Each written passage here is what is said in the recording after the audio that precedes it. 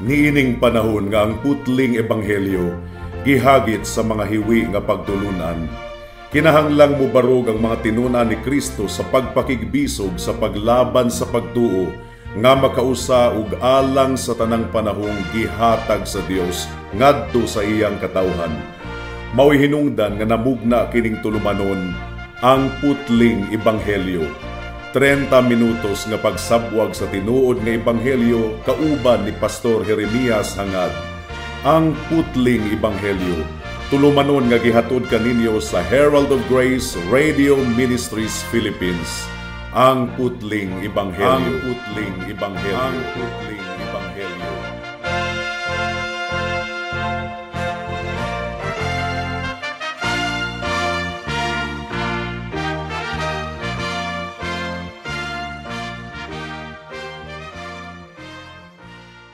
Special greetings sa tanang mga regular nga tigpaminawan sa atong panagsibya dinhi sa kahanginan ug espesyal usab nga pagpanimbaya sa akong 96 years old nga lolo nga si Isabelo Lauri Sr. ug sa akong 74 years old nga nanay nga si Nanay Kunsing nga naminaw karon. Alang sa pagpamalandong sa pulong sa Ginoo, please turn with me to Romans chapter 6 verse 11 hangtod sa 14. Ang giingon dinhi: Maingon man usab kamo, isipan ninyo nga tinuod kamong mga patay na sa kasalanan, apan mga nabuhi sa Dios diha kang Kristo Jesus. Busa ayaw ninyo paharia ang kasalanan sa inyong lawas, nga adunay kamatayon aron masunod ang mga kaibog niini. Ug ayaw usab ninyo ihalad ang mga bahin sa inyong lawas sa kasalanan, isip instrumento sa pagkadautan ngadto sa kasalanan, kundili ihalad ninyo ang inyong kaugalingon sa Dios nga sama sa mga buhi gikan sa mga patay, ug ang mga bahin sa inyong lawas isip instrumento sa pagkamatarong ngadto sa Dios. Tungod kay ang kasalanan dili na makahari kaninyo.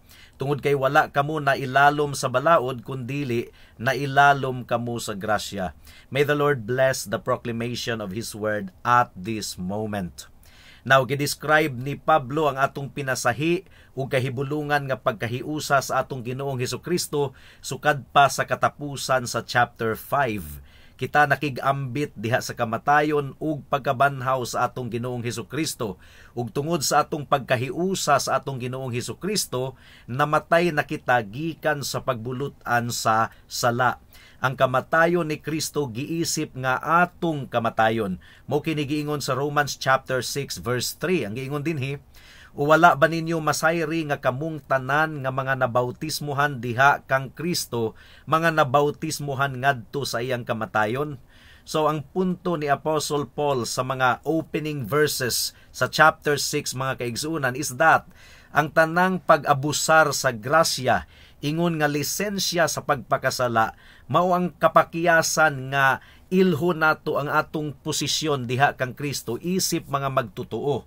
Unsa man ang atong posisyon, ang sala wala na naghari kanato, wala na nagdumala kanato, namatay na kita gikan sa pagbulutan sa sala.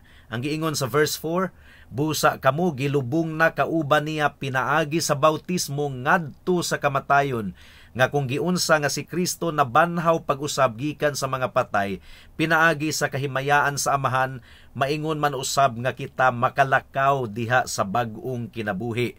So unsaon man nga ang usa ka tawo nga namatay na gikan sa pagbulutan sa sala, magpadayon sa pagkinabuhi diha sa sala, that is impossible. Sa verse 6 mga kaigsuunan, gipasabot ni Pablo nga ang daang pagkatawo patay na. Namatay na kini o gilubong na kini kauban ni Kristo. Kung atong pagahisgutan ang daang pagkatawo or old man, gihisgutan ni Pablo ang atong karaang kinabuhi. Gipahiling kawas kita sa Ginoo gikan sa karaang kinabuhi diha kang Adan, o gibutang niya kita diha sa bag-ong kinabuhi kang Kristo. Namatay na kita sa atong karaang pagkatawo aron ang lawas sa sala mapukan mga kaigsunan. Literally, that it might be deactivated, rendered powerless. Mao kini ang atong gipamalandungan ni adtong miaging mga semana. Ang atong mga sala atong gibuhat diha sa unod. Mao kining the body of sin nga gipasabot na nato ug tungod kay nahimo na kitang bag-ong binuhat diha kang Kristo, ang sala wala nay absolute power batok kanato. Niadtong naa pa kita diha kang Adan, wala kitay laing choice kundili magpakasala gayod. Pero karon nga anaa na kita diha kang Kristo, mahimo na nga malikayan nato ang pagpakasala. So gisulat ni Pablo kining bahin sa iyang sulat ngadto sa mga magtotoo, aron nga dili nila malimtan ang ilang posisyon diha kang Kristo. Versikulo 3, once again, o wala ba ninyo masayri nga kamong tanan nga mga nabautismohan diha kang Kristo, mga nabautismohan ngadto sa iyang kamatayon. Ug sumala sa akong gipasabot na ni adtong nangagi, niining mga opening verses mga kaigsuunan, gipasabot gayod ni Pablo ang kinaiyahan sa atong posisyon diha kang Kristo. Gidescribe ni Pablo kini nga posisyon nga nabatunan na nato. Diha kang Kristo, namatay na kita gikan sa pagbulutan sa sala ug sa kamatayon. Ug human mga kaigsuunan nga gilatag ni Apostle Paul ang pundasyon sa atong posisyon diha kang Kristo, karon mi-proceed na si Pablo sa pag-describe sa application niini, practical application sa atong kinabuhi. Unsaon man kini nga ma-apply sa atong kasinatian isip mga Kristohanon. Mao nga sa verse 11, gisumpay ni Pablo ang atong kasinatian ngadto kang Kristo. Ang giingon ni Pablo, likewise, sa susamang paagi, samara nga namatay si Kristo ug gipahiling kawas gikan sa presensya sa sala ug gibanhaw siya ngadto sa kinabuhi. Sa susamang pamaagi namatay usab kita gikan sa pagbulutan sa sala ug nabanhaw kita pag-usab sa bag-ong kinabuhi diha kang Kristo. Ug sa bersikulo 12 mga kaigsuunan, makita nato nga makatabang gayod ang pagpadayag sa Ginoo diha sa iyang pulong. Iya kining gisugdan sa therefore or busa, verse 12. Busa ayaw ninyo paharia ang kasalanan sa inyong lawas nga adunay kamatayon, aron masunod ang mga kaibog niini. Ang bot ipasabot ni Pablo, karon nga nahiusa na kamo diha kang Kristo sa iyang kamatayon, paglubong ug pagkabanhaw, ug sanglit ang daang pagkatawo patay na, ug ang lawas sa sala na deactivate na, ug sanglit namatay na kamo gikan sa sala, ug buhi na kamo karon diha kang Kristo. Mao nga ang sala dili na kinahanglang maghari sa inyong mortal nga lawas. Therefore, do not let sin reign in your mortal body. Mao kini giingon sa verse 13. Ug ayaw na ninyo itugyan ang inyong lawas ingon nga instrumento sa pagpakasala. Verse 14, tungod kay ang kasalanan dili na makahari kaninyo. So, ang subject nga gipasabot gayod ni Pablo niining bahin sa iyang sulat, mao ang subject sa sala mga kaigsuunan. Kung pagahisgutan nato ang sala, 41 times kini nga gihisgutan ni Pablo gikan sa chapter 5 hangtod sa chapter 8 sa Book of Romans. Kining pulong nga sala makaplagan kini sa tibuok bag-ong tugon 112 times mga kaigsuunan. So, 1/3 sa 112 times nga gihisgutan ang sala, makaplagan nato sa 4 ka kapitulo sa sulat ni Pablo ngadto sa mga taga-Roma. In the first 5 chapters sa Book of Romans mga kaigsuunan, wala gayud kita gisugo ni Pablo sa pagbuhat og bisag unsa. Ang gibuhat ni Pablo sa unang 5 ka chapter, nagtudlo siya og kamatuoran. Gipasabot ni Pablo kanato ang kinaiyahan sa sala. Gipasabot ni Pablo kanato nga ang sala gayod mga kaigsunan maot kayo. Mao kini hinungdan nga ang tunglo sa Ginoo anaa kanato.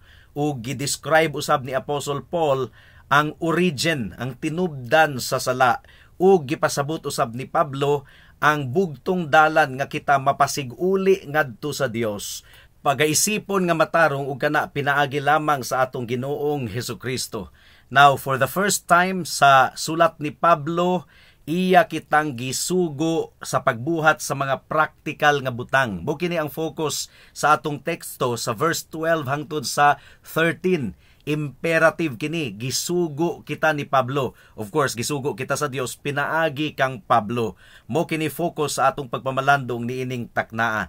So adunay upat ka punto mga kaigsunan. Unang sugo, isipon kuno nato ang atong kaugalingon ingon nga patay na gikan sa pagdumala sa sala ug buhi na kita diha sa Ginoo.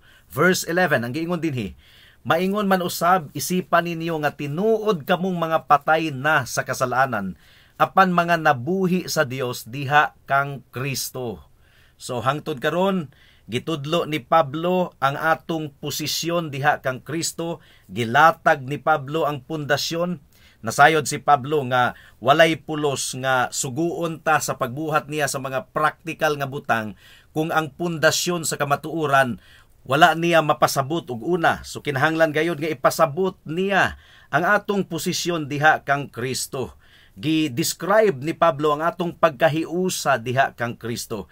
Iyang gigamit ang mga expression nga in Christ or in Him or in Jesus Christ 164 times kini sa mga sulat ni Pablo. Karon gibalik na usab ni Pablo og hisgot kanato ang atong panaghiusa diha kang Kristo. Pinaagi sa pagbungat sa through Jesus Christ our Lord. Nga ang literal nga wording niini sa Greek language is in Christ Jesus.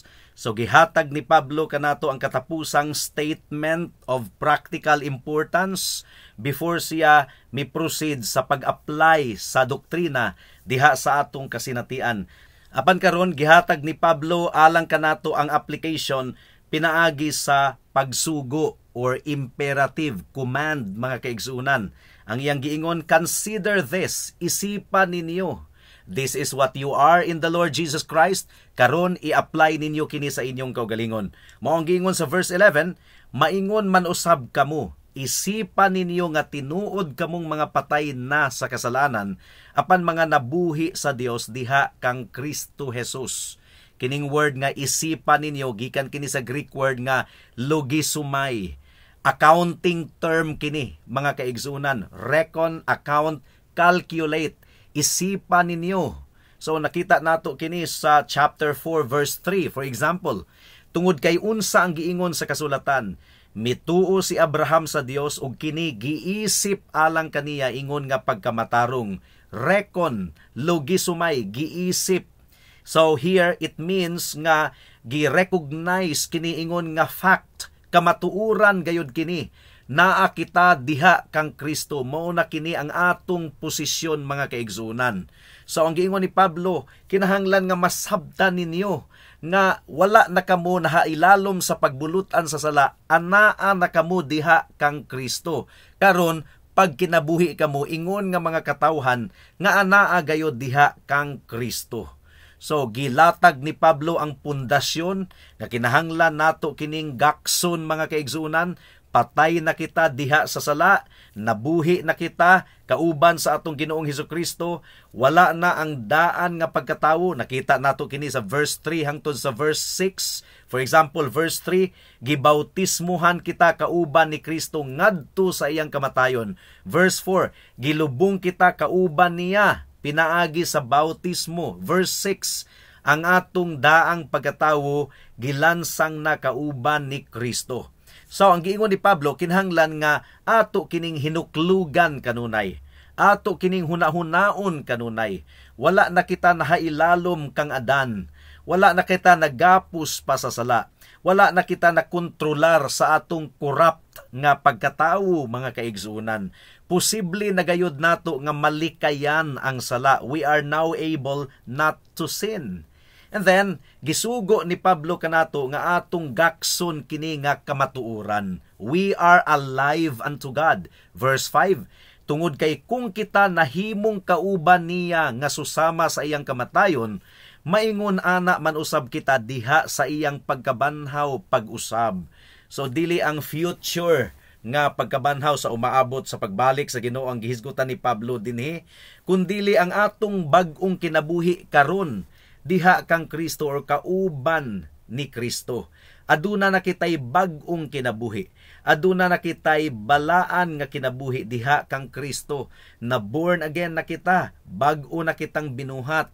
Aduna na kitay bag-ong kasing-kasing nga nahigugma kang Kristo sa iyang pulong ug sa iyang mga katawhan. Nahigugma na kita sa pagsimba kaniya ug ato nang giila ang iyang mga buhat.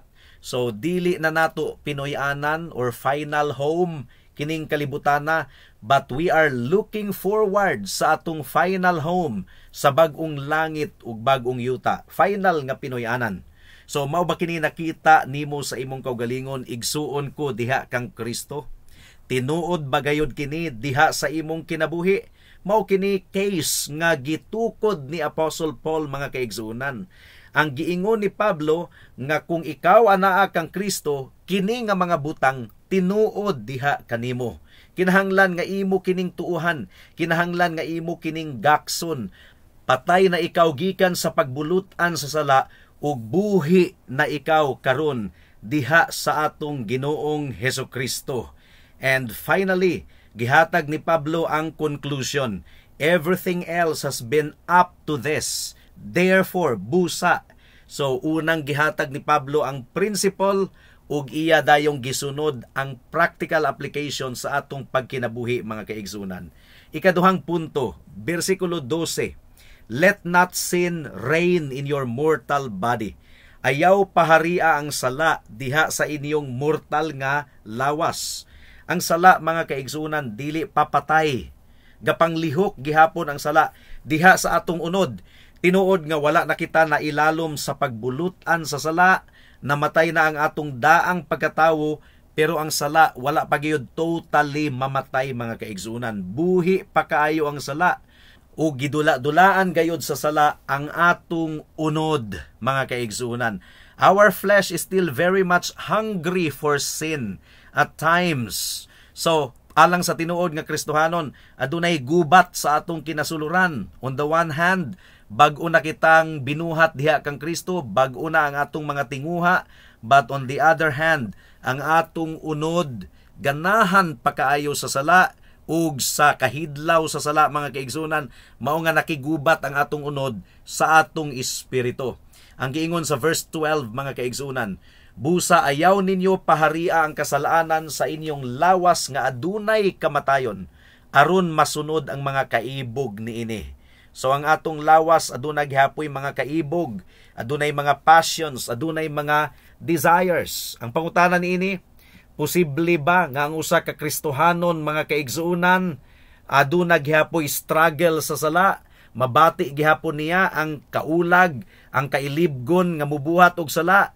The answer is yes. Posible ba nga ang usa ka Kristohanon masina gihapon, masuko nga adunay sala ug adunay kahakog? The answer is yes. Kung dili kita magbantay, mao gani nga giingon ni Pablo nga ayaw ninyo paharia ang kasalanan sa inyong lawas nga adunay kamatayon aron masunod ang mga kaibog niini. Kinahanglang dili nato itugot nga ang sala maghari sa atong lawas. Ang paghari sa sala, mga kaigsuunan, gabinuang gyud siya pinaagi sa atong lawas, pinaagi sa atong 5 sense organs. Mao kini gidula-dulaan gayud sa sala. Nauisip Kristohanon, wala na kita nahailalom sa pagbulutan sa sala. Mao kini ang atong posisyon, wala na kita diha kang Adam. Ang atong hunahuna nabag-o na, ang atong tinguha pagkabalaan na, pwede na kitang dili makasala. Apan sa pagkatinuod, bisan pa ang pinaka-mature or pinakahamtong nga Christian, nag-struggle gihapon diha sa sala. Bisan ang mga pastors, mga kaigsunan, dili kita magpaka-plastic. Mao gani nga ang sugo ni Pablo, ang sugo sa Dios pinaagi ni Pablo, kinahanglan nga magbantay kita. Kinahanglan nga mubalibad kita sa sala. 1 Corinthians 9:27 ang giingon dinhi, apan gibuntog ko ang akong lawas. So mao kini disiplina ni Pablo sa iyang kaugalingon. Iyang gibuntog ang iyang lawas. 1 Thessalonians 5:22. Layuin ninyo ang tanang hitsura sa pagkadautan. So hitsura pa lang kinahanglan na natong layuan. We must deny ourselves. Kinahanglang ilimod nato atong kaugalingon. Matthew 16:24. Pagkahuman giingon ni Jesus sa iyang mga disipulo, kung si bisan kinsa buot mosunod kanako, balibara niya ang iyang kaugalingon, pasanon ang iyang krus ug mosunod kanako. 1 Peter chapter 2 verse 11. Mga hinigugma, akong gihangyo kaninyo isip mga banyaga nga gibalibag, nga mulikay kamo sa mga kaibog sa unod, nga nakigubat batok sa sala. So klaro kaayo kini mga kaigsunan. 2 Timothy chapter 2 verse 22. Apan layuin ninyo ang mga daotang kaibog sa pagkabatanon, ug sundan ninyo ang pagkamatarong, pagtuo, gugma ug kalinaw, kauban sa mga nagatawag sa Ginoo gikan sa hinlo nga kasing-kasing. So mo kini sugo ni Pablo kanato, ayaw paharia ang sala sa inyong kinabuhi. Third point mga kaigsunan, negative command gihapon. Ang giingon sa verse 13, do not yield your members as instruments of unrighteousness. Ayaw ninyong itugyan ang inyong mga bahin sa lawas, ingon nga instrumento sa pagkadautan. Members, ang buti pasabot nini, mga parts of the body. Unsa man ang mga bahin sa atong lawas nga kinahanglan natong bantayan. Una, ang atong dila mga kaigsuunan. James chapter 3 verse 5. Maingon man usab, ang dila usa ka gamay nga bahin apan nagapanghinambog sa mga dagkong butang. Tanawan ninyo kung giunsa pagsunog sa gamay nga kalayo ang dagkong mga kalasangan. Ang dila delikado gayud kayo mga kaigsuunan kung dili nato kini i-control. Pero mo kini pinakalisod nga i-control sa tanang bahin sa atong lawas. James chapter 3 verse 7 hangtod sa verse 8. Ang giingon dinhi, tungod kay ang matag-matang sa mga mananap ug mga langgam sa mga hayop nga nagakamang ug mga kabuhatan sa dagat mapahimong anad sa mga tawo. Pero ang dila lisod kaayong i-control. Now kinahanglan natong gamiton ang atong dila aron paligunon ang uban ug dili sila paubson or dili sila dauton. Pwede biya nga patio nato ang karakter sa usa ka tawo pinaagi sa atong dila. Pwedeng mamakak kita. Unya ang uban, mga kaigsuunan, mahimong alaot. Pwede nga magbangi ang mga tawo gumikan sa atong dila. So, pwede pod nga magkomedya kunuhay kita pero adunay nasakitan. Ang komedya pero pagpasakit de ang tumong niini. Kinahanglang i-control nato ang atong dila. Mao kini ang giant nga lakang towards perfection. James chapter 3 verse 2. Tungod kay kitang tanan mapandol sa daghang mga butang, kung si bisan kinsa dili mapandol sa mga pulong, usa siya ka tawong hingpit, adunay abilidad nga pugngan ang tibuok lawas. Unsa pa? Ang atong mga mata kinahanglan nga ato kining ampingan, kay posible nga ang atong mga mata moipultahan aron makasulod ang sala sa atong kinabuhi. Mao kini hinungdan sa unang sala sa kalibutan, ang mata. Genesis chapter 3 verse 6. Ang giingon dinhi, sa dihang nakita sa babayi nga ang kahoy maayo alang sa pagkaon ug nga maanindot kini sa mga mata, ug nga ang kahoy ang ayang tinguhaon aron mahimo ang usa nga manggialamon, mikuha siya og pipila sa bunga niini ug mikaon, ug mihatag usab siya og pipila sa iyang bana nga kauban niya ug mikaon siya. Ang pagkahakog mga kaigsuunan nagsugod gayud kini sa mga mata. Pwede nga tan-aw nato ang mga butang niining kalibutana unya aduna nakitay kahidlaw. 1 John chapter 2 verse 16 ang giingon dinhi, tungod kay ang tanang kailibgon sa kalibutan, ang daotang kaibog sa unod, ang kaibog sa mga mata ug ang pagpasigarbo sa kinabuhi dili gikan sa amahan kundili sa kalibutan. Pwede day natong magamit ang atong mga mata, ingon nga instrumento sa kaulag kung mutan-aw kita sa mga babayi or sa panahon nato karon mga lalaki. Matthew chapter 5 verse 28 hangtod sa 29 ang giingon dinhi, apan ginaingon ko kaninyo nga ang matag usa nga mutan-aw sa usa ka babayi nga adunay kaulag, nakasala na diha kaniya og pagpanapaw sa iyang kasing-kasing. Kung ang imong tuo nga mata maoy hinungdan sa imong pagpakasala, lugita kini og ibalibag, tungod kay maayo pa nga mawad-an ka og usak sa mga bahin sa imong lawas kaysa ang tibuok nimong lawas matambog sa impyerno. 2 Samuel chapter 11 verse 2. Usa ka kilom-kilom sa dihang mibangon si David gikan sa iyang higdaanan ug naglakaw sa atop nga bahin sa balay sa hari. Nakit-an niya gikan sa ibabaw ang usa ka babayi nga naligo ug ang babayi gwapa kaayo. Ug ahibalo na kita sa istorya mga kaigsunan nga nahulog gayud si David sa pagpakasala. Mao gani nga si Job nakigsaad gayud sa iyang mga mata nga dili siya mutan-aw sa babayi nga birhen aron dili siya matintal. Ang giingon dinhi sa Job 31 verse 1, nakigsaad ko sa akong mga mata, unsaon bagayod nako pagtan-aw ang usa ka birhen. Ang giingon ni Pablo mga kaigsunan, kinahanglan nga dili nato paharion ang sala pinaagi sa atong mga mata. Ang atong dalunggan, for example, magamping kita sa atong mga gipaminaw.